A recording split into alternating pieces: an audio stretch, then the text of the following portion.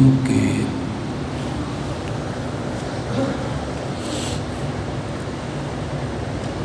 ابتدائی 3 رکوع میں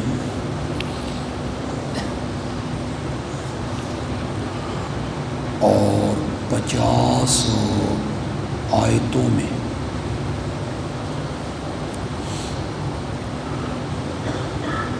اللہ رب العزت نے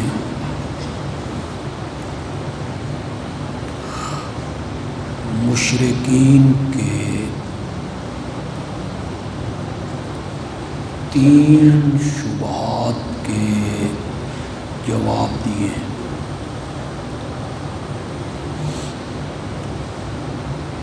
تفصیلی جواب۔ ایک شبہ تھا حضرت مریم کے متعلق،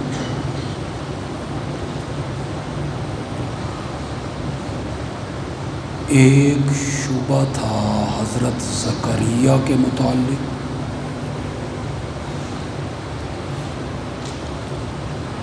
اور ایک شبہ تھا حضرت ابراہیم علیہ السلام کے متعلق۔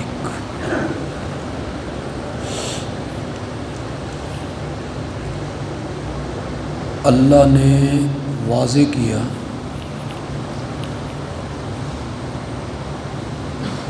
کہ یہ الہ اور معبود بننے کے لائق نہیں ہے۔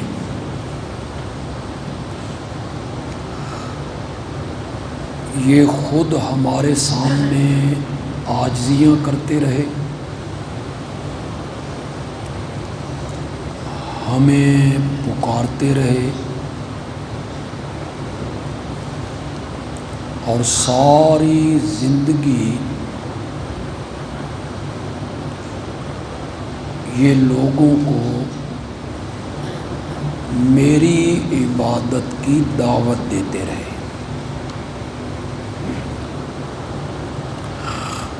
آیت نمبر 51 سے لے کے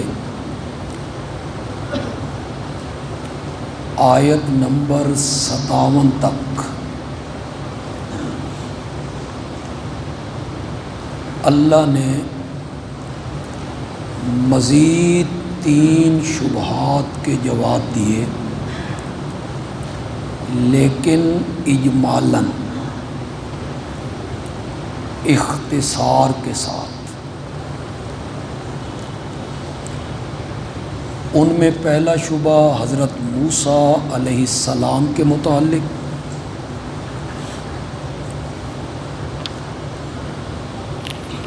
جنہیں یہود معبود مانتے تھے۔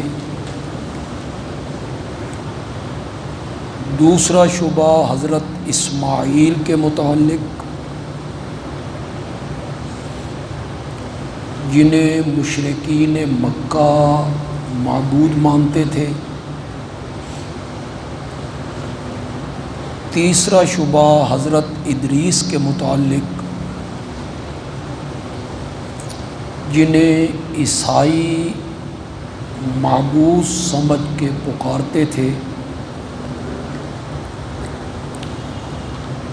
اللہ نے بڑے اختصار کے ساتھ یہ بیان کیا کہ حضرت موسیٰ میرے نبی تھے، میں نے انہیں کلام کرنے کے لیے منتخب کیا تھا، میں نے انہیں طور پہ بلا کے نبوت سے سرفراز کیا تھا، اور ہم ہی نے رحمت کرتے ہوئے ان کے بھائی ہارون کو بھی نبوت سے مالا مال کیا تھا۔ یہ سب قدرتیں اور اختیار اور تصرف میرا ہے، ان کا اس میں کوئی کمال نہیں، لہٰذا وہ الہ بننے کے لائق نہیں۔ حضرت اسماعیل علیہ السلام کا تذکرہ کیا تو فرمایا کان یأمر اہلہ بالصلاۃ والزکاۃ۔ اہل کے دو معنی ہو سکتے ہیں، اہل سے مراد امت بھی ہو سکتی ہے۔ جنہوں نے حضرت اسماعیل کو نبی مانا، حضرت اسماعیل کا کلمہ پڑھا، وہ سارے حضرت اسماعیل کی آل بن گئے۔ تو مانا کریں گے انہوں نے اپنے ماننے والوں کو نماز پڑھنے کا حکم دیا، اور انہوں نے اپنے ماننے والوں کو زکوٰۃ کی ادائیگی کا کیا دیا۔ نماز میں بدنی عبادت ہے، بندہ قیام کرتا ہے، رکوع کرتا ہے، سجدہ کرتا ہے۔ پھر نماز میں قولی عبادت ہے، اللہ کی ثنا کرتا ہے، تسبیح کرتا ہے، تحمید کرتا ہے۔ زکوٰۃ میں مالی عبادت ہے، اللہ کی راہ میں بندہ مال خرچ کرتا ہے۔ اللہ کہتے ہیں کہ جنہیں تم معبود بنا رہے ہو وہ تو ساری زندگی اپنے ماننے والوں کو یہی کہتے رہے کہ قولی، مالی، بدنی ہر قسم کی عبادت کرنی ہے تو صرف کس کے لیے کرنی ہے؟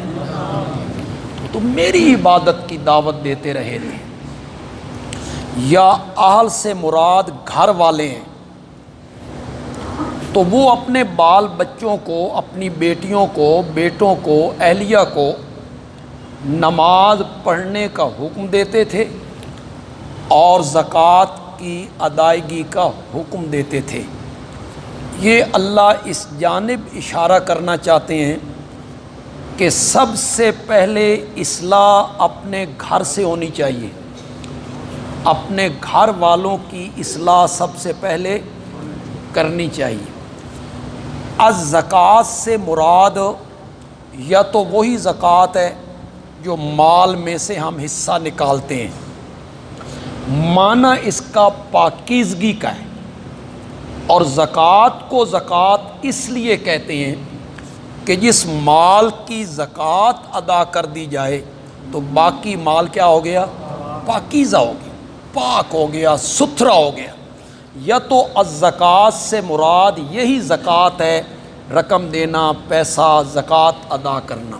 اور کچھ علماء نے کہا کہ زکوٰۃ سے مراد ہے عقیدے کی اصلاح، عقیدے کی پاکیزگی، یعنی عقیدے میں شرک والی پلیتی باقی نہیں رہنی چاہیے۔ حضرت اسماعیل علیہ السلام اپنے گھر والوں کو، اپنے ماننے والوں کو، لوگوں کو یہی تلقین کرتے رہے کہ اپنا دل و دماغ شرک کی گندگی سے کیا کر لو؟ پاک کر لو۔ تو وہ الہ بننے کے لائق کیسے ہو سکتے ہیں؟ معبود بننے کے لائق کیسے ہو سکتے ہیں؟ تیسرا جو شبہ ہے اجمالی، وہ ہے حضرت ادریس کے متعلق، جنہیں عیسائی اپنا معبود مانتے تھے اور ان کی نظر و نیاز دیتے تھے، ان کو پکارا کرتے تھے۔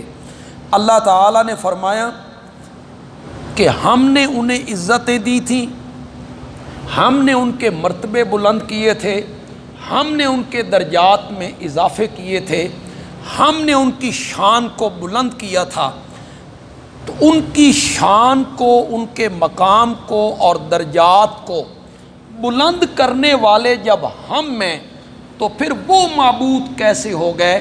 معبود ہے تو صرف کون ہے؟ اللہ۔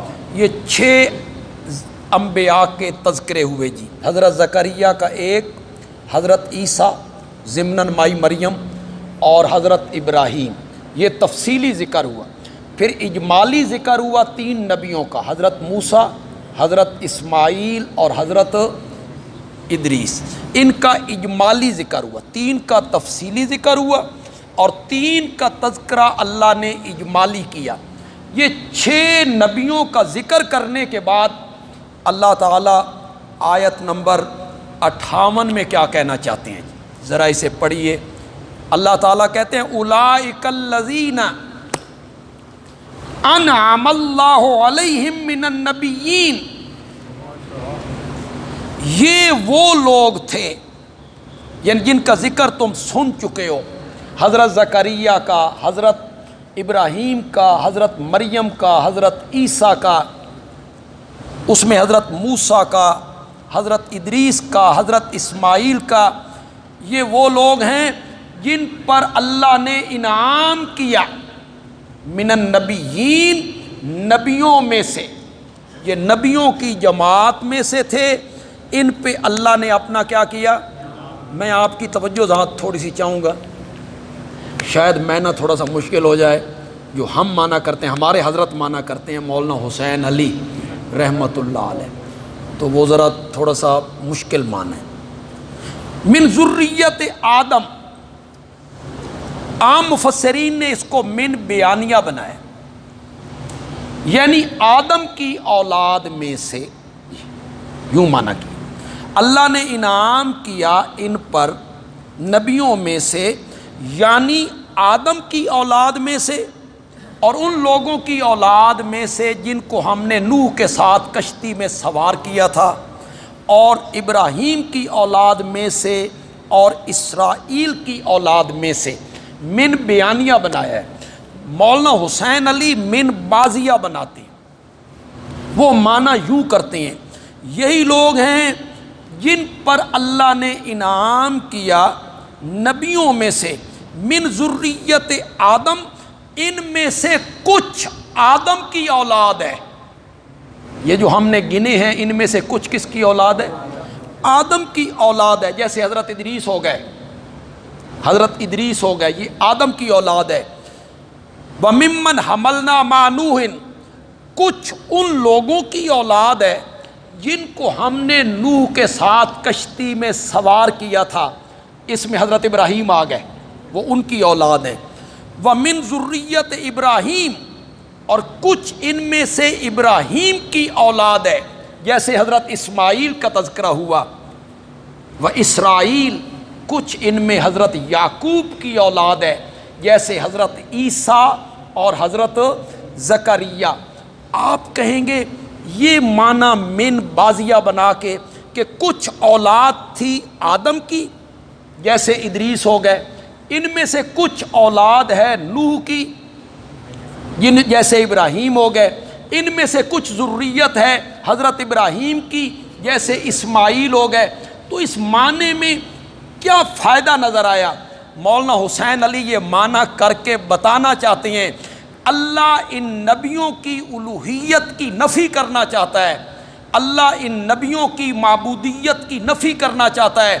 یہ الہ بننے کے لائق نہیں، یہ معبود بننے کے لائق نہیں۔ کیوں لائق نہیں؟ یہ تو اپنی پیدائش میں اوروں کے محتاج ہیں، یہ تو اپنی پیدائش میں اوروں کے محتاج ہیں، یہ کسی کی اولاد ہیں، یہ کسی کی اولاد ہیں۔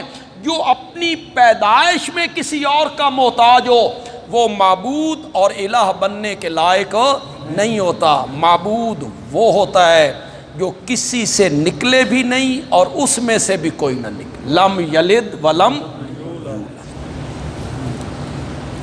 وَمِمَّنْ ہَدَیْنَا، جن کو ہم نے ہدایت دی، وَاجْتَبَیْنَا، جن کو ہم نے منتخب کیا، چنا رسالت کے لیے، نبوت کے لیے، کتاب کے لیے، معجزوں کے لیے، انہیں صراط مستقیم کی ہدایت بھی ہم نے دی۔ یہ ہم والے لفظ پہ تھوڑا سا غور کریں نا، یہی اللہ بتانا چاہتے ہیں۔ وَمِمَّنْ ہَدَیْنَا، ہم نے انہیں سیدھے راستے پہ چلایا تھا، ہم نے انہیں منتخب کیا تھا۔ وَإِذَا تُتْلَى عَلَيْهِمْ آیاتُ الرحمن، اور جب ان نبیوں کے سامنے رحمان کی آیتیں پڑھی جاتی تھیں، خروا سجداً، وہ گر پڑتے تھے، کس میں؟ بکین روتے ہوئے سجدے میں گر پڑتے تھے۔ مولانا حسین علی رحمۃ اللہ علیہ فرماتے ہیں کئی طریقوں سے اللہ نے نبیوں کی الوہیت کی نفی کی ہے، کئی طریقوں سے، بہت سارے دلائل ہیں اس میں۔ پہلی دلیل کیا ہے؟ وہ ایک دوسرے کی اولاد تھے، جو پیدائش میں دوسرے کا محتاج ہو وہ الہ بننے کے لائق نہیں ہو سکتا۔ ہم نے انہیں ہدایت دی تھی، وہ الہ بننے کے لائق کیسے ہو سکتی ہیں؟ ہم نے انہیں نبوت کے لیے چنا تھا، یہ ہماری مہربانیاں تھیں، وہ معبود بننے کے لائق کیسے ہو سکتی ہیں؟ ہماری آیتیں ان کے سامنے پڑھی جاتی تھی تو وہ خود سجدوں میں گر جایا کرتے تھے، وہ الہ بننے کے لائق کیسے ہو سکتے؟ یہ اللہ نے 6 نبیوں کا ذکر کرنے کے بعد اس آیت میں وجوہات بیان کر دیں کہ وہ الہ بننے کے لائق نہیں ہے۔ سارے نبی اپنے اپنے وقت میں ایک ہی دعوت دیتے رہے، پیچھے پڑھ چکے ہو۔ حضرت ابراہیم علیہ السلام نے اپنے باپ کو کیا دعوت دی تھی؟ کس کی عبادت کی؟ جن کی تو پوجا پاٹ کرتا ہے، تو سنتے نہیں دیکھتے نہیں، ان کو کیوں پکارتا ہے؟ حضرت عیسیٰ علیہ السلام ماں کی گود میں کیا کہا تھا؟ ان اللہ ربی و ربکم فاعبدوہ ھذا صراط مستقیم، وہ اللہ جو میرا بھی رب ہے اور تمہارا بھی رب ہے، اسی کی عبادت کرو، ھذا صراط مستقیم۔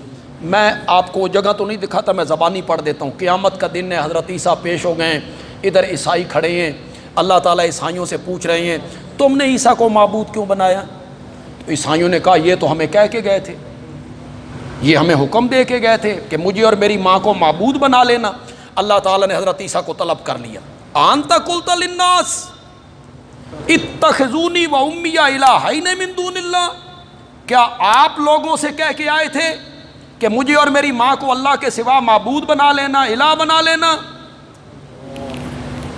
کتنے ظالم لوگ ہیں کہ جنہوں نے ظلم کیا دنیا میں، اور رب کے دربار میں پیشی کس کی ہو گئی؟ یہ بھی اپنے آپ کو محب عیسیٰ کہتے ہیں، عیسائی کہتے ہیں ہم عیسیٰ سے محبت کرنے والے ہیں، تمہاری وجہ سے تو حضرت عیسیٰ نے رب کے دربار میں پیش ہونا ہے،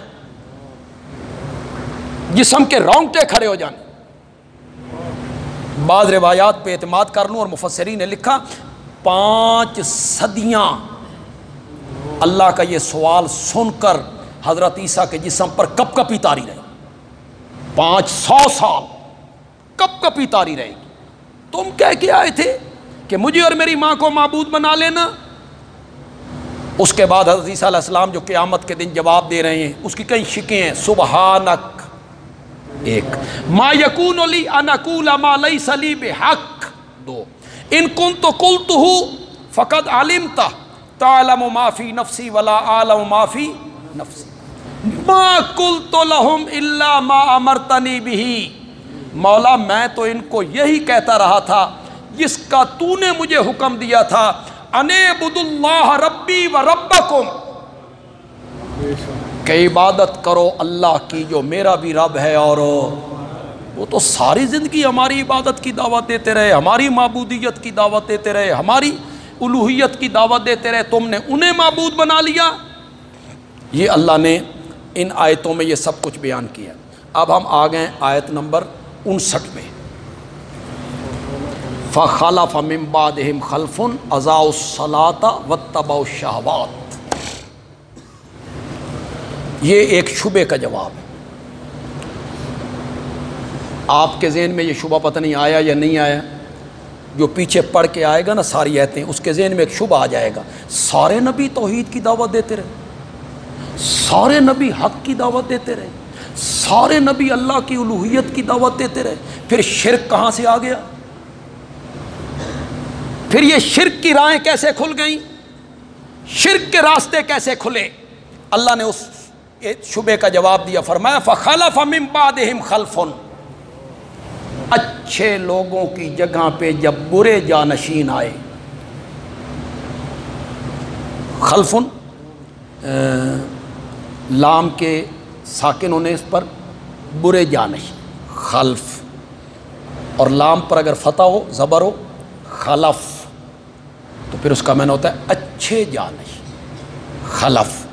اور خلفن ہو تو پھر معنی کیا ہوتا ہے؟ برے جانے. فخلف من بعدہم خلفن، اچھے لوگوں کی جگہ پہ برے لوگ آئے. دنیا کے حریص تھے، اپنی عزت کروانے کے حریص تھے، اپنی ٹور ٹار بنانے کے حریص تھے، اچھی مسند اچھے لوگ دنیا سے چلے گئے. ان کی جگہ پہ جو لوگ آئے اضاعوا الصلاۃ، وہ نماز کو ضائع کرنے لگے، واتبعوا الشہوات، اور دین کی پیروی چھوڑ کے انہوں نے خواہشات کی پیروی کیا کر دی؟ نماز کو ضائع کیا، خواہشات کی پیروی کی، شریعت کی پیروی نہیں کی، نبی پاک کی سنت کی پیروی نہیں کی. یہ جو قرآن ہے، یہ جو نقشے کھینچتا ہے یہودیوں کے، عیسائیوں کے، یہودیوں کے علماء، عیسائیوں کے علماء، ان کے رہبان، گدی نشین، درویش، ان کی خانقاہیں، کیسے نقشے کھینچے ہیں. آج اپنے معاشرے پہ ذرا فٹ کرو اس آیت کو، کیسی فٹ آ رہی. فخلف من بعدہم خلف، اچھے لوگ چلے گئے، ان کی جگہ پہ برے لوگ آ گئے، نماز کو ضائع کرنے لگے، خواہشات کی پیروی کرنے لگے. آپ چونکہ اس فیلڈ میں نہیں رہتے، ہم اس فیلڈ میں رہنے والے لوگ، کتنے بزرگ تھے، بڑا نام ہے، بڑا نام ہے. ان کی جگہ پہ جو لوگ گدی نشین آیا، گدی نشین کے گدھی نشین، وہ گدی نشین جو آیا وہ دنیا دار تھا، لالچی، بے نماز، بد عمل. ایک بہت بڑے عالم گزرے ہیں، بہت بڑا شیخ گزرا ہے، نام نہیں لوں گا، درس قرآن دیتے ہیں، بڑا نام ہے. اور درس قرآن دینے کے بعد سبزی منڈی چلے جاتے ہیں، وہاں ٹوکری اٹھانے کی مزدوری کرتے ہیں اور بچوں کا پیٹ پالتے ہیں. حج پہ جانے لگے تو بحری رستے کا سفر تھا، چنے بھنوا کے ساتھ رکھے. تو لوگوں نے کہا یہ روٹی یہاں ملتی ہے جہاز میں، آپ کیوں کھانا نہیں کھاتے؟ کہنے لگے یہ جو روٹی پکانے والے ہیں یہ بے نماز ہیں، اور بے نماز کے ہاتھ کا پکا ہوا کھانا میں نہیں کھایا کرتا. لیکن ان کی جگہ پہ جو لوگ آئے انہوں نے بیڑا غرق کر کے رکھا. وہ اسرائیل جا پہنچے، اسرائیل کا دورہ کیا انہوں نے، جو گدی نشین بنے. تو قرآن نے کس طرح نقشے کھینچے. اچھے اچھے لوگ ہم نے دیکھے، اپنی نظروں میں دیکھے ہم نے، بڑے اچھے لوگ، نیک لوگ، ان کی جگہ پہ. مصیبت یہ ہے کہ یہ اب طلبہ یہاں بیٹھے ہیں، ان میں کوئی ہو سکتا ہے کچھ طلبہ کسی عالم کے بیٹے ہوں، ان کا مدرسہ بھی ہو، تو چلو بنا بنایا مدرسہ، بنی بنائی مسجد، موجاں. لیکن اکثر بچے ایسے نہیں ہیں، یہ عام گھرانوں سے تعلق رکھنے والے بچے ہیں. یہ اب نام پیدا کریں نا پڑھ کے، تو یہ کمال ہے، یہ کمال، بڑا کمال ہے. نام پیدا کیا، ایک جٹ کا بیٹا، ایک زمیندار کا بیٹا، ایک ملازم کا بیٹا، باپ فوجی ہے، بیٹا شیخ الحدیث بنے، مزہ آئے نا. اور ایک مولوی ہے، عالم ہے، مدرسہ ہے، مسجد ہے، پتر نو پتا بھی جیڈا میں نلائق ہونا نا ایڈا ہی میں کامیاب ہوں. بنا بنایا مدرسہ ہے، بنی بنائی مسجد ہے، میں نہیں بیٹھنا ہے اس جگہ پہ، میری وہ جگہ ہے. جتنا میں نلائق ہو جاؤں نا میری وہ جگہ ہے.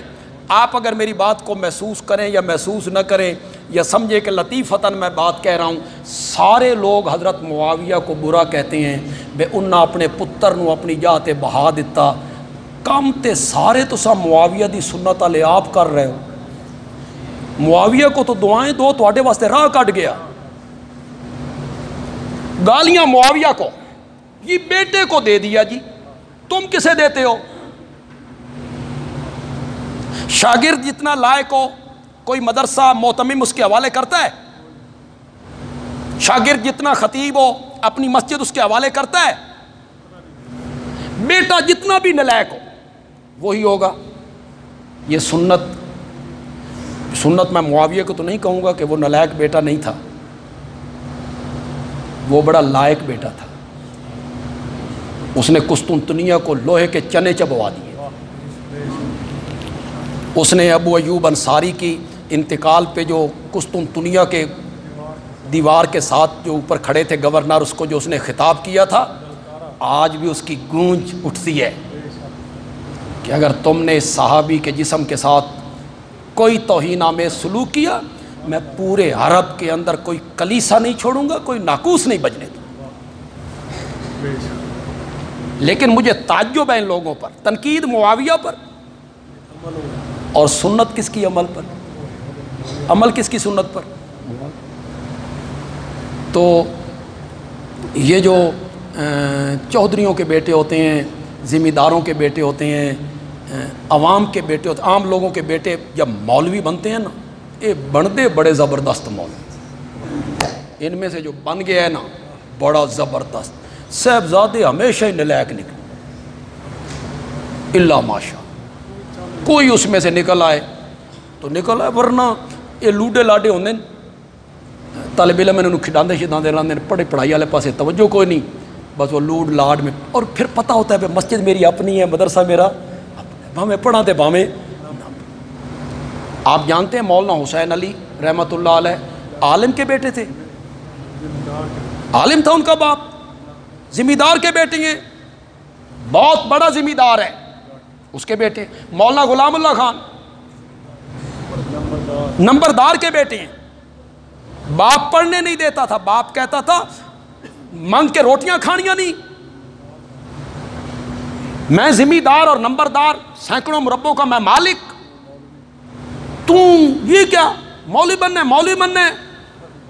بھاگ گیا گھر سے، بھاگ کے پڑھا تھا مولانا غلام اللہ خان نے، لیکن عالم کیسا بنا؟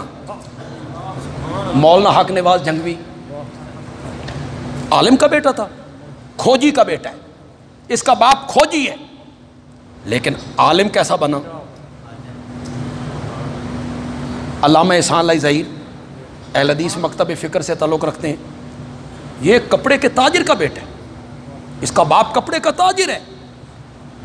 آپ میں نے کتنے نام گن دیے، ہوں صاحبزادہ نے بھی گنا، بھئی یہ کتنے نالائق ہوتے ہیں۔ اسی صاحبزادے ہیں جی، ہم صاحبزادے ہیں، ہم پیرزادے ہیں، ہم صاحبزادے ہیں۔ فخلف من بعدہم خلف، اچھے لوگوں کی جگہ پہ برے جانشین آئے۔ علامہ اقبال نے کیا کہا تھا؟ زاغوں کے تصرف میں عقابوں کے نشیمن، زاغوں کے تصرف میں عقابوں کے نشیمن۔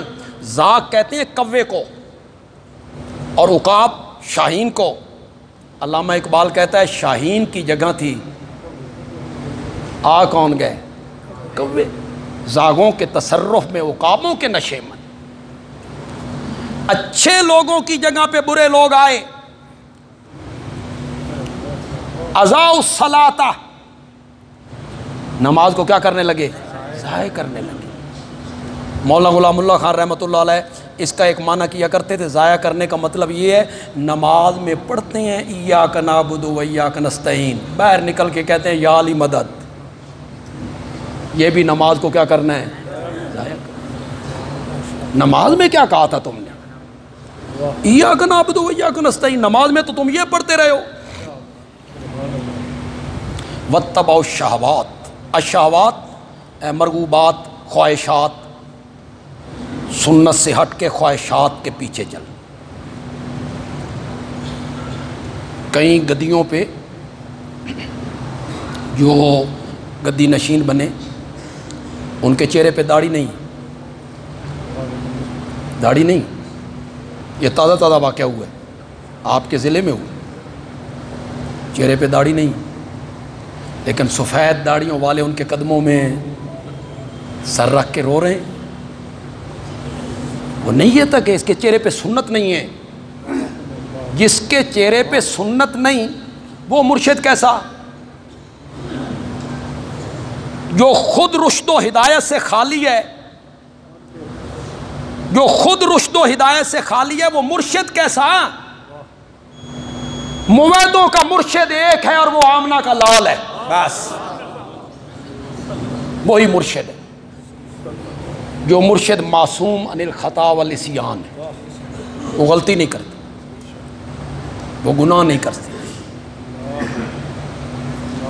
حضرت شیخ القرآن مولانا غلام اللہ خان رحمۃ اللہ علیہ کا جب وہ دور تفسیر پڑھاتے تھے، ان کا ایک اپنا انداز ہوتا تھا۔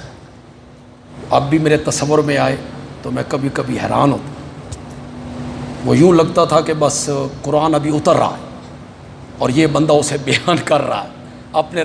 پھر کبھی کبھی وہ اپنی لے میں جب بیان کرتے تھے تو اسے رنگ بھرتے تھے، پھر اس میں اگر کہو تو میں اس کا معنی کروں جو حضرت شیخ القرآن کیا کرتے تھے، فخلف من بعدہم خلف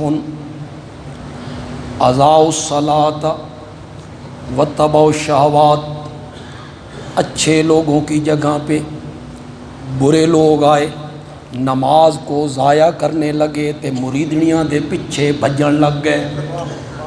واتبعوا الشہوات، مریدنیاں دے اس تے لوٹتے۔ اللہ تعالی ہدایت عطا فرمائے۔ الا من تاب، ہاں ان میں سے جس نے توبہ کر لی، اچھے عمل کیے، انہیں اللہ جنت میں داخل کر دے گا، ہمیشگی کے باغ ہوں گے۔ رحمان نے ان سے یہ وعدہ کر لیا ہے۔ یہ روش ترک کر دیں، خواہشات کے پیچھے نہ چلیں اور دین اور سنت کے پیچھے چلیں، تو پھر ہمارا ان کے ساتھ جنت کا وعدہ ہے۔ ہم پہنچ گئے جی آیت نمبر 64 پہ۔ یہ 7ویں شبہ کا جواب ہے، اور یہ شبہ ہے ملائکہ سے۔ کس سے؟ لوگ ملائکہ کو پکارتے تھے۔ آج بھی یہ جو تعویذ فروش لوگ ہیں، یہ تعویذ جب لکھتے ہیں تو اس کے کونوں پہ لکھتے ہیں یا جبریل ہو، یا میکائیل ہو، یا عزرائیل ہو، یا ان کو پکارتے ہیں، چاروں کونوں پہ ان کی پکار ہوتی ہے۔ تو فرشتوں کو پکارا جاتا تھا، انہیں معبود بنایا جاتا تھا، ان کی عبادت کی جاتی تھی۔ اللہ نے اس شبہ کا جواب دیا، وَمَا نَتَنَزَّلُ إِلَّا بِأَمْرِ رَبِّكَ۔ یہ فرشتوں کا مقولہ ہے جی، بالکل اسی طرح فرشتوں کا مقولہ ہے جس طرح إِيَّاكَ نَعْبُدُ وَإِيَّاكَ نَسْتَعِينُ ہم کہتے ہیں، لیکن اس سے پہلے کل نام محذوف ہوتا ہے۔ اللہ تعالیٰ کہتے ہیں ہم کہہ رہے ہیں، یا اللہ کہتے ہیں تو کہہ۔ تو یہاں بھی فرشتوں کی زبان سے اللہ بات کہلوا رہے ہیں۔ فرشتے کیا کہہ رہے ہیں اور کب کہہ رہے ہیں؟ جب نبی پاک صلی اللہ علیہ وسلم جبریل سے کہہ رہے ہیں کہ تو دیر کیوں لگاتا ہے، جلدی جلدی وہی کیوں نہیں لاتا، کافی دن گزر جاتے ہیں۔ تو وہ جبریل کیا جواب دے؟ وَمَا نَتَنَزَّلُ إِلَّا بِأَمْرِ رَبِّكَ، ہم تو اترتے ہیں تیرے رب کے حکم سے، جب تک تیرا رب حکم نہ دے تو ہم زمین پہ اترنے کی طاقت نہیں رکھتے، سکت نہیں رکھتے، ہم اپنے پر کو بھی حرکت نہیں دے سکتے۔ آپ کیا سمجھتے ہیں اپنی مرضی سے آتی ہیں، اپنی مرضی سے وہی لاتی ہیں؟ نہیں، ہم اللہ کے حکم سے زمین پہ اترتے ہیں۔ لہو ما بین ایدینا، اسی کا ہے جو کچھ ہمارے آگے ہے، وما خلفنا، اسی کا ہے جو کچھ ہمارے پیچھے ہے، وما بین ذالک، یعنی مستقبل، حال، ماضی، تینوں زمانے اسی کے ہیں۔ تیرا رب بھولتا بھی نہیں ہے۔ اللہ تعالیٰ کہنا چاہتے ہیں جن فرشتوں کو تم معبود بنا رہے ہو وہ تو میرے عاجز بندے ہیں، وہ اپنے پروں کو بھی حرکت نہیں دے سکتے جب تک میری اجازت ہو، تو وہ معبود بننے کے لائق کیسے ہو سکتے ہیں؟ رب السماوات والارض وما بینہما فَاعْبُدْهُ وَاسْتَبِرْ لِعِبَادَتِهِ هَلْ تَعْلَمُ لَهُ سَمِيًّا۔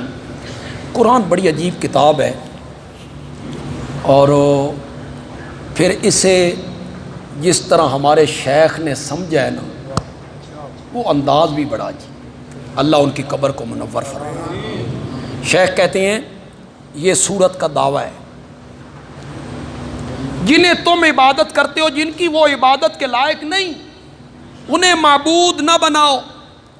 رب السماوات والارض، جو رب نہیں بھولتا نا، وہ رب ہے آسمانوں کا، وہ رب ہے زمین کا، وما بینہما، اور زمین و آسمان کے درمیان جو کچھ ہے سب کا رب وہی ہے۔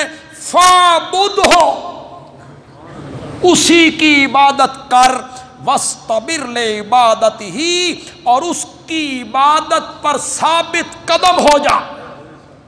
یہ سورت کا کیا ہوا؟ دعویٰ کہ عبادت کے لائق کون ہے؟ اللہ۔ اس کی دلیل کیا دی؟ رب السماوات والارض وما بینہما، یہ اس کی دلیل ہے۔ چونکہ رب میں ہوں، ہر ایک کی ضروریات کو پورا کرنے والا میں ہوں، لہذا عبادت کے لائق بھی صرف اور صرف میں ہوں۔ اس کے بعد یہ سورت کا جو آخری حصہ ہے، اس میں اللہ مشرکین کے رویے پر شکوے کر رہے ہیں۔ میں نے کئی مرتبہ آپ کو سمجھایا، آج پھر سمجھا دیتا ہوں، کوئی نیا بندہ آیا ہے تو اللہ کرے اس کی سمجھ میں آ جائے۔ اللہ تعالیٰ صورتوں میں اپنا دعویٰ پیش کرتے ہیں، دلائل دیتے ہیں، شبہات کے جواب دیتے ہیں، خوشخبریاں سناتے ہیں، ڈراوے سناتے ہیں، پھر اللہ مشرکین کے رویے پر کیا کرتے ہیں؟ شکوہ کرتے ہیں۔ اس کا کیا مطلب ہوگا؟ اس کو میں یوں بیان کر دیتا ہوں۔ اللہ کہتے ہیں میرے پیارے پیغمبر، میرے سمجھانے کا انداز دیکھ، انہاں دے بکواس ویکھ، بجائے ماننے کے کیا بکواس کرتے ہیں، کیسی کیسی باتیں بنا رہے ہیں۔ تو اللہ تعالیٰ ان کے شکووں کو ذکر کر رہا ہے۔ ایک شکوہ یہ ہے کہ مشرک انسان کہتا ہے اَإِذَا مَا مِتُّ، جب میں مر جاؤں گا تو پھر زندہ کر کے نکالا جاؤں گا۔ اللہ نے ان کے رویے پر شکوہ، تعجب کرتے ہیں قیامت آئے گی، مرنے کے بعد پھر اٹھنا ہے۔ اولا یذکر الانسان، یہ جواب شکوہ ہے، اللہ ان کی بات کا جواب دینا چاہتے ہیں۔ کیا انسان کو یاد نہیں؟ انا خلقناہ من قبل، ہم نے اسے اس سے پہلے پیدا کیا ہے، ولم یک شیئا، وہ کچھ بھی نہیں تھا، تو پہلی مرتبہ بنا لیا ہے تو دوسری مرتبہ نہیں بنا سکتے۔ اللہ نے ان کے شکوے کے کیا دے دیا؟ جواب دے دی۔ پھر اللہ نے فرمایا ہم ان کو اکٹھا کریں گے، انہیں بھی شیطانوں کو بھی، ان کے جو لیڈر ہیں، پھر انہیں ہم جہنم کے گردا گرد، انہیں ہم گھٹنوں کے بل بٹھا دیں گے، اکٹھا کر دیں گے۔ سارے مشرک کافر جو ہیں جہنم کے گردا گرد گھٹنوں کے بل بٹھا دیے گئے۔ ثم لننزعن من کل شیعۃ ایہم اشد علی الرحمن عتیا، پھر ان میں سے جو بڑے بڑے سردار ہوں گے نا، سرکش، انہیں ہم الگ کر لیں گے۔ جو بڑے بڑے چودھری ہیں، بڑے بڑے مشرک گدی نشین ہیں، شرک کرنے والے مولوی ہیں، خطیب ہیں، انہیں ہم الگ کر لیں گے، اور ہم بہتر جانتے ہیں کہ ہم نے جہنم میں کس کو ڈالنا ہے۔ یہ اللہ تعالیٰ اس کے بعد کچھ ڈراوے مشرکین کو اور کفار کو سنا رہے ہیں۔ جی اب ذرا آپ آیت نمبر 77 آیت نمبر 76 پہ آئیے جی، اس یہاں میں نے تھوڑی سی ایک بات کرنی ہے۔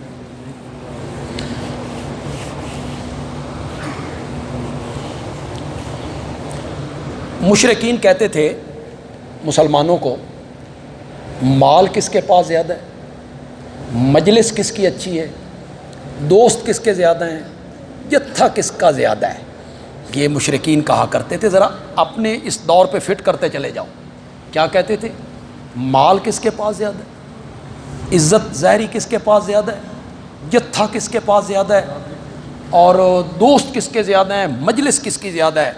اللہ نے اس کا جواب دیا، فَسَيَعْلَمُونَ، ان قریب وہ جان لیں گے، من ہوا شر مکانا، رہنے کے لحاظ سے برا کون ہے، وَأَضْعَفُ جُنْدًا، اور ازروئے لشکر زیادہ کمزور کون ہے۔ لینے دو قیامت، تمہیں سب پتہ چل جائے گا، وہاں کوئی جتھا اور کوئی پارٹی اور کوئی گروہ تمہارے کام نہیں آئے گی۔ وَيُرِيدُ اللَّهُ الَّذِينَ اهْتَدَوْا هُدًى، اور جو لوگ ہدایت یافتہ ہیں ان کو اللہ اور زیادہ ہدایت دیتا ہے، یعنی ہدایت میں مزید پختہ کر دیتا ہے، انہیں ہدایت میں مزید پختہ کر دیتا ہے۔ یہ دولت، یہ مال، یہ گھرانے، یہ مجلسیں، یہ دوست، یہ جتھے، یہ گروہ، یہ پارٹیاں، پاگلوں، یہ کچھ چیزیں نہیں ہیں۔ والباقیات الصالحات خیر عند ربک، باقی رہنے والی نیکیاں جو ہیں نا وہ تیرے رب کے ہاں بہتر ہیں۔ جو باقی رہنے والی نیکیاں ہیں جن کا اجر ملنا ہے وہ تیرے رب کے ہاں کیا ہیں، بہتر۔ نبی اکرم صلی اللہ علیہ وسلم ایک موقع پر درختوں پہ آپ نے لاٹھی ماری تو پتے اس کے جھڑنے لگ گئے، تو آپ نے صحابہ سے پوچھا بھئی تم نے مجھ سے پوچھا نہیں کہ میں نے ایسا کام کیوں کیا ہے؟ تو آپ نے فرمایا کہ یہ جو کلمہ لا الہ الا اللہ والحمد للہ واللہ اکبر وسبحان اللہ، یہ جو کلمات ہیں یہ جب بندہ پڑھتا ہے تو اللہ اس کے گناہوں کو اس طرح جھاڑ دیتا ہے جس طرح میری لاٹھی سے درخت کے پتے جھڑ گئے ہیں، اور یہی ہے الباقیات الصالحات، یہی ہے۔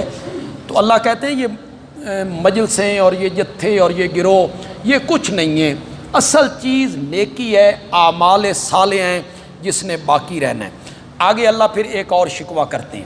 مشرکین کہا کرتے تھے کہ تم کہتے ہو قیامت آئے گی، ہم قیامت کو نہیں مانتے، لیکن لگتا یوں ہے کہ اگر قیامت آ گئی نا تو جس طرح اللہ نے ہمیں یہاں مال اور اولاد دے رکھی ہے نا، خوشحالیاں دے رکھی ہیں، زمینیں باغات دے رکھے ہیں، وہاں بھی اللہ ہمیں یہ سب کچھ دے گا، یعنی مذاق بنایا کرتے تھے۔ یہاں جو اللہ نے ہمیں دیا ہے تو وہاں بھی اللہ ہمیں دے گا، یہ وہ بات کہتے تھے۔ اللہ نے اس کا جواب دیا، اطلع الغیب، کیا یہ غیب پر جھانک کے آیا ہے کہ وہاں میں نے اس کو یہ نعمتیں دینی ہیں؟ غیب پر جھانک کے آیا ہے؟ ام اتخذ عند الرحمن عہدا، یا رحمان سے کوئی وعدہ لے رکھا ہے انہوں نے، میں نے ان سے وعدہ کر رکھا ہے کہ میں ان کو خوشحالیاں دوں گا، باغات دوں گا؟ نہ میں نے ان سے وعدہ کیا ہے، نہ یہ غیب پر جھانک کے آیا ہے۔ کلا، ہرگز نہیں، سنکتب ما یقول، ہم لکھ رہے ہیں جو وہ کہہ رہا ہے، وَنَارِثُهُ ما یقول، جو کچھ وہ کہہ رہا ہے، مال، اولاد، زمین، باغات، نارثو، سب کے وارث ہم نے بننا ہے۔ یہ سب چیزیں اس نے چھوڑ کے چلے جانے ہیں، سب کا وارث ہم نے بننا ہے۔ وَيَأْتِينَا فَرْدًا، اس نے تو ہمارے پاس آنا ہے فردن، نہ مال ہوگا، نہ اولاد ہوگی، نہ زمینیں ہوں گی، نہ جائیداد ہوگی۔ وَاتَّخَذُوا مِن دُونِ اللَّهِ آلِهَةً، جن لوگوں نے اللہ کے سوا الہ بنائے ہیں، معبود بنائے ہیں، مشکل کشا بنائے ہیں، حاجت روا بنائے ہیں، لِيَكُونُوا لَهُمْ عِزًّا، اس لیے بنائے ہیں کہ وہ ان کے مددگار بنے، انہیں اس لیے پکارتے ہیں کہ نفع نقصان ان کے ہاتھ میں ہے، انہیں اس لیے پکارتے ہیں کہ وہ ان کے مددگار بنے۔ کلا، ہرگز نہیں، سیکفرون بعبادتہم، جن کو انہوں نے الہ اور معبود بنا رکھا ہے وہ کل قیامت کے دن ان کی عبادت کا کیا کریں گے؟ انہوں نے ان کی عبادت کا انکار کر دینا ہے کہ تم نے ہمیں کوئی نہیں پکارا۔ ان کننا عن عبادتکم لغافلین انتم وشرکاؤکم فزیلنا بینہم وقال شرکاؤہم ما کنتم ایانا تعبدون، تم نے ہماری پوجا پاٹ نہیں کی۔ وَإِذَا حُشِرَ النَّاسُ كَانُوا لَهُمْ أَعْدَاءً وَكَانُوا بِعِبَادَتِهِمْ كَافِرِينَ۔ جب ہم لوگوں کو اکٹھا کریں گے تو جن کو یہ پکارتے ہیں وہ ان کے کیا بن جائیں گے؟ دشمن بن جائیں گے۔ اس کے بعد اللہ نے ذرا آپ آئیں، یہ جہنم کا تھوڑا سا ذکر کیا 2-3 آیتوں میں۔ آیت نمبر 83 پہ آئیں جی، 87 پہ آئیں جی۔ لا یملکون الشفاعۃ، جن کو یہ پکارتے ہیں، جن کے نام کی نظر و نیاز دیتے ہیں، جن کے چڑھاوے چڑھاتے ہیں، پھر ان کے آگے سجدہ ریز ہوتے ہیں، لا یملکون الشفاعۃ، وہ شفاعت کرنے کا اختیار نہیں رکھتے۔ یہی ہے نا مدعا، کسی آپ شرک کرنے والے سے پوچھیں تو وہ کہتا ہے یہ ہمارے سفارشی ہیں، یہ ہمارے سفارشی ہیں، اللہ کے ہاں ہماری سفارش کریں گے، اللہ ان کی نہیں موڑتا، یہ بڑے نیک لوگ ہیں، اللہ ان کی بات موڑتا نہیں۔ یہ ایک ذہن ہے شرک کرنے والے آدمی کا، اللہ نے اس کا رد کیا۔ لا یملکون شفاعۃ، وہ شفاعت کا اختیار نہیں رکھتے، الا من اتخذ عند الرحمن عہدا، شفاعت وہی کرے گا جس نے رحمان سے عہد لے رکھا ہے، وعدہ لے رکھا ہے، اقرار لے رکھا ہے، شفاعت صرف اس نے کرنی ہے۔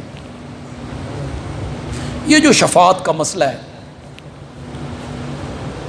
میں نے کئی مرتبہ پہلے بھی ذکر کیا، کوئی نئے لوگ آئے ہیں تو میں انہیں آج سمجھا دیتا ہوں، بڑا تفصیلی یہ ایک موضوع ہے، لیکن مولانا حسین علی رحمۃ اللہ علیہ نے اسے 2 لفظوں میں بیان، مزے ہی آ گیا، صرف 2 لفظوں میں پوری شفاعت کا مسئلہ حل کر دی۔ مولانا حسین علی کہتے ہیں شافع معزونو، ہوں تو پتہ لگا بھی معزون رکھی میں نے، شفاعت کرنے والے کو اللہ کی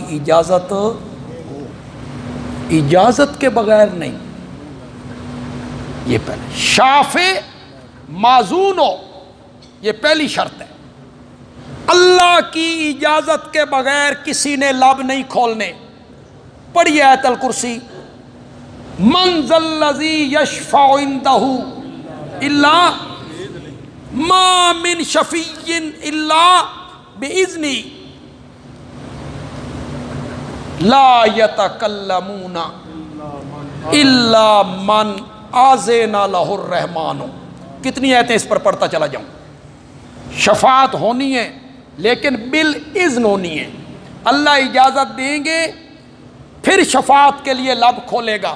معصوم بچہ بھی، حافظ قرآن بھی، شہید بھی، عالم بھی، انبیاء بھی، اور سب سے بڑی شفاعت کرنی ہے حضرت محمد الرسول اللہ صلی اللہ علیہ وسلم نے، ورنہ تو 7 دن مقام محمود پر سر سجدے میں رکھ کے حمدیں کریں گے، تسبیح کریں گے، تکبیر، تحلیل، ذکر، اذکار کرتے رہیں گے، روتے رہیں گے، داڑھی تر ہو گئی، زمین بھیگ گئی، 7 دن تک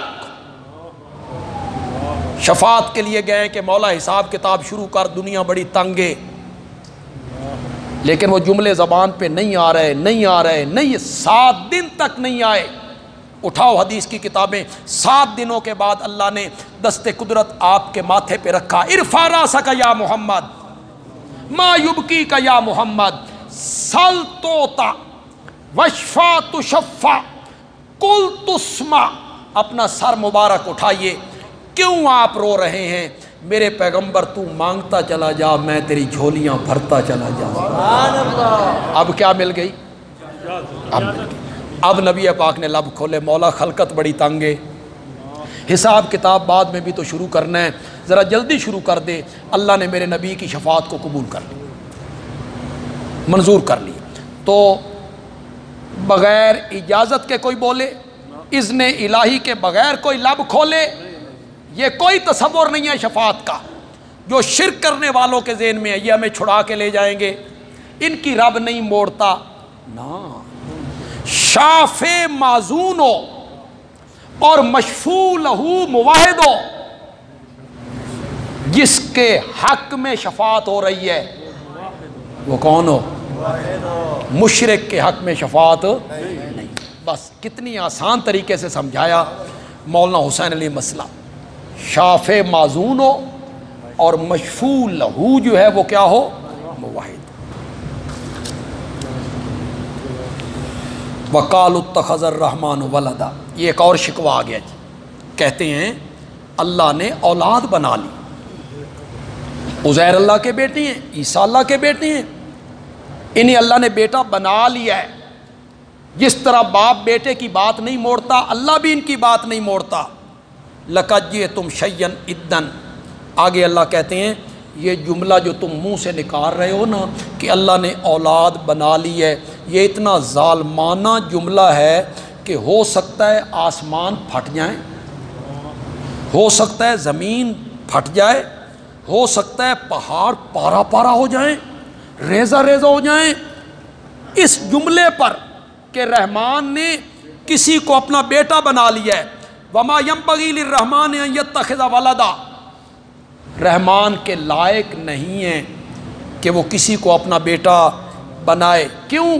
ان کل من فی السماوات والارض الا آتی الرحمن عبدا، زمین و آسمان کی جتنی مخلوق ہے وہ اللہ کے ہاں بندہ بن کے آئے گی، چاہے انبیاء ہوں، فرشتے ہوں، اولیاء ہوں، سب عبد بن کے حاضر ہوں گے۔ اللہ نے ان سب کو گن رکھا ہے، شمار کر رکھا ہے، اور ہر بندہ اکیلا اکیلا قیامت کے دن آئے گا۔ آخر میں اللہ نے خوشخبری سنائی، ان الذین آمنوا وعملوا الصالحات، جو لوگ ایمان لائے اور عمل کیے نیک، سیجعل لہ الرحمن ودا، بنا دے گا ان کے لیے رحمان محبت، یعنی ان کے دل میں اللہ اپنی محبت ڈال دے گا۔ سمجھ گئے؟ مومن جو ہوں گے، اچھے عمل کرنے والے جو ہوں گے، ان کے دل میں اللہ اپنی کیا ڈال دے گا؟ اب ہمارے دل میں اللہ کی محبت ہے کہ کوئی؟ والذین آمنوا اشد حبا للہ، یا لوگوں کے دلوں میں اس کے لیے محبت ڈال دے گا، لوگوں کے دلوں میں اس کے لیے محبت ڈال دے گا۔ فَإِنَّمَا يَسَّرْنَاهُ بِلِسَانِكَ لِتُبَشِّرَ بِهِ الْمُتَّقِينَ وَتُنذِرَ بِهِ قَوْمًا لُدًّا۔ طالب علم تھوڑا سا غور کریں گے، عوام بھی سمجھ جائیں گے، اللہ کرے گا۔ سورت مریم جو ہے یہ سورت کہف کے لیے بمنزلہ تتمہ کے، جو مضمون کہف کا رہ گیا تھا، کچھ شبہات رہ گئے تھے، اللہ نے سورت مریم میں ان شبہات کے کیا دے دیے؟ دونوں کا مضمون ایک ہے، دونوں کا مضمون ایک ہے۔ کیا؟ شبہات کے جواب۔ کہف میں بھی شبہات کے جواب تھے، مریم میں بھی شبہات کے جواب تھے۔ اب دیکھیے اللہ سورت کہف کی ابتدا اور سورت مریم کا اخیر کس طرح ملا رہے ہیں۔ ذرا سورت کہف پہ آئیے، پیچھے آئیے تھوڑا سا، اس کو پہلے دیکھ لیں پھر اس کو دیکھیں گے۔ یہ ایک رنگ ہے تفسیر کا جو مولانا حسین علی رحمۃ اللہ علیہ کا رنگ ہے، اس میں ہمارا کوئی کمال نہیں، یہ سارا انہی کا فیض ہے۔ الحمدللہ الذی، یہ صفحہ 380 ہے جی۔ الحمدللہ الذی انزل علی عبدہ الکتاب، تمام صفات کارسازی اس اللہ کے لیے ہیں جس نے اپنے کامل بندے پر کتاب اتاری۔ ولم یجعل لہ عوجا، اس میں کوئی کجی نہیں رکھی۔ قیما، دوسروں کی کجی بھی دور کرتی ہے۔ کیوں آئی ہے کتاب؟ لینذر باسا شدیدا، تاکہ ڈرائے سخت عذاب سے، ویبشر المومنین، اور مومنوں کو کیا سنائے؟ کفار کو ڈراوے سنائے اور مومنوں کو خوشخبری سنائے۔ آگے فرمایا وَيُنذِرَ الَّذِينَ قَالُوا اتَّخَذَ اللَّهُ وَلَدًا، ڈرائے ان لوگوں کو جو کہتے ہیں کہ اللہ نے کیا بنا لی؟ اولاد۔ یہ سورت کاف کا ابتدائی آیتیں ہیں، یہ مضمون ہے۔ اب آئیے سورت مریم کو اللہ ختم کرنے لگے ہیں۔ فَإِنَّمَا يَسَّرْنَاهُ بِلِسَانِكَ، میرے پیغمبر ہم نے اس قرآن کو آسان بنایا ہے تیری زبان میں، لِتُبَشِّرَ بِهِ الْمُتَّقِينَ، تاکہ تو اس کے ذریعے خوشخبری سنا شرک سے بچنے والوں کو، وَتُنذِرَ بِهِ قَوْمًا لُدًّا، اور اس قرآن کے ذریعے ڈرا جھگڑالو قوم کو۔ جو مضمون سورت کہف کی ابتدا میں بیان کیا اسے سورت مریم کے آخر میں بیان کر کے دونوں صورتوں کو ملایا اور بتایا کہ ان دونوں صورتوں کا مضمون کیا ہے، ایک۔ وَكَمْ أَهْلَكْنَا قَبْلَهُمْ، یہ آخر میں تخویف ہے جی، کتنی ہلاک کی ہم نے ان سے پہلے، من قرنن جماعتیں، گروہ، حال تو حصو منہم من احدن، کیا تو ان میں سے کسی ایک کو محسوس کرتا ہے؟ قوم لوط، قوم ہود، قوم صالح، قوم شعیب، کسی کو تو محسوس کرتا ہے؟ او تسمع لہم رکزا، یا ان کی کہیں بھنک بھی سنتا ہے تو؟ کہیں بھنک آ جائے ان میں جن کو ہم نے ہلاک کیا تھا، انہیں ہم نے اس لیے برباد کیا کہ انہوں نے ہمارے نبیوں کی مخالفت کی تھی، اگر یہ لوگ بھی آپ کی مخالفت کریں گے تو انہیں بھی اسی طرح تباہ و برباد کر دیں گے۔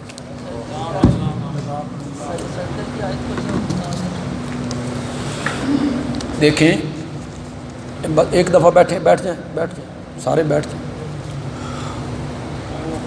انشاءاللہ اگلا جمعہ جو ہے 9 اکتوبر ہمارا عشرہ ختم نبوت وہاں سے شروع ہو رہا، 10 دنوں کے پروگرام ہوں گے شہر کی مختلف مسجدوں میں اگلے جمعے سے،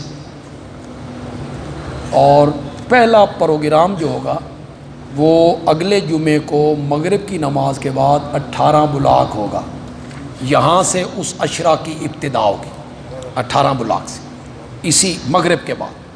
تو جتنے احباب آپ آئیں، میری آپ سے یہ گزارش ہوگی، درخواست ہوگی کہ نبی پاک کی ختم نبوت اور صحابہ کی عظمت اس میں حصہ ڈالنے کے لیے اپنا حصہ آپ تمام حضرات اس میں ذوق و شوق کے ساتھ شریک ہوں گے۔ بولیے ذرا تھوڑا سا میرے ساتھ، دوسرے دوستوں تک بھی بات پہنچائیں گے، احباب تک بات پہنچائیں گے، دعوت بھی دیں گے اپنے محلے میں، اپنی جگہوں پہ، تاکہ اور لوگ بھی اس پروگرام میں شریک ہوں۔ اور اس کے اشتہار انشاءاللہ اگلے جمعے سے پہلے لگ جائیں گے۔ آپ کے محلے میں جو درس ہو رہا ہے آپ اس میں بھی شریک ہوں، آپ کے قریب جتنے درس ہو رہے ہیں تھوڑی سی محنت کریں، ختم نبوت کے لیے قربانی دیں، آپ ان دروس میں شریک ہوں۔ اس سلسلے کا جو آخری پروگرام ہوگا وہ 30 اکتوبر کو ہوگا، آخری پروگرام 30 اکتوبر کو معاویہ مسجد میں، وہ بھی جمعے کا دن ہے، مغرب کی نماز کے بعد وہ مرکزی پروگرام ہوگا جس میں بڑے بڑے علماء، صحافی اور اس طرح کے لوگ اس میں انشاءاللہ شریک ہوں گے جی۔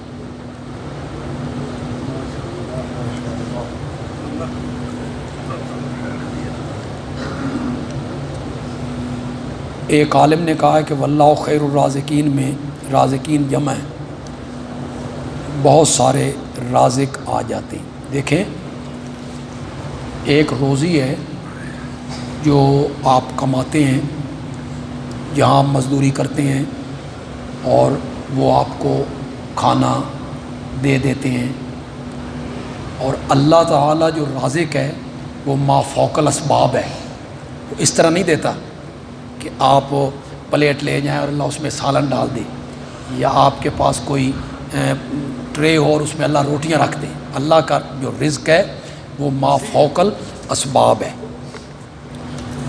یہ ہمارے وحدت الوجود عقیدہ کیا ہے، یہ سارے چکر ہیں وحدت الوجود اور وحدت الشہود، اور